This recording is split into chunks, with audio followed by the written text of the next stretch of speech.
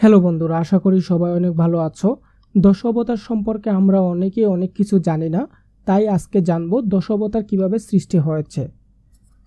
সৃষ্টিকর্তা ব্রহ্মা বিশ্ব পৃথিবী সৃষ্টি করে, তারপরে সৃষ্টি করলেন মানুষের আদি পুরুষ মনুকে।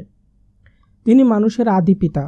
কঠোর তপস্যা করে তিনি শুধু মানুষের বংশবৃদ্ধি করেননি, তারা যাতে সুখে থাকতে পারে সেজন্য তপস্যা করেছেন। চেষ্টা করেছেন যাতে সবাই নিয়ম মেনে চলে এবং ধর্মপ্রাণ হয়।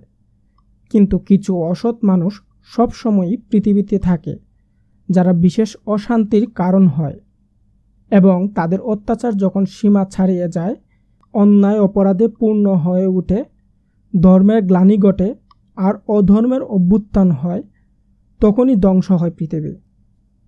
এবং সেই ধ্বংসের কোনো না কোনো ক্ষেত্রে এতই ব্যাপক হয়ে ওঠে যে কোনো মানুষজনই আর পরিত্রাণ পায় না। সেই অবস্থাকে বলা হয় মহাপ্রলয়। আর খণ্ডপ্রলয় বলা হয় যখন সব কিছুই ধ্বংস হয় না, কিছু সৎ মানুষকে রক্ষা করে অবশিষ্টদের ধ্বংস করা হয়। অধার্মিকদের বধ করতে ঈশ্বর এক এক যুগে এক এক রূপে পৃথিবীতে অবতীর্ণ হয়েছেন, তখন তাকে বলা হয় অবতার। বিপদ দূর করে তারা পৃথিবীতে শান্তি প্রতিষ্ঠা করেন।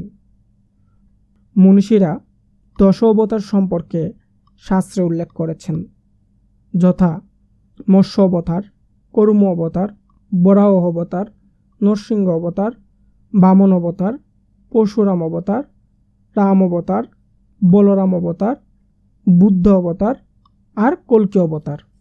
যদি ভিডিওটা ভালো লেগে থাকে সেক্ষেত্রে অবশ্যই লাইক এবং কমেন্ট করবেন।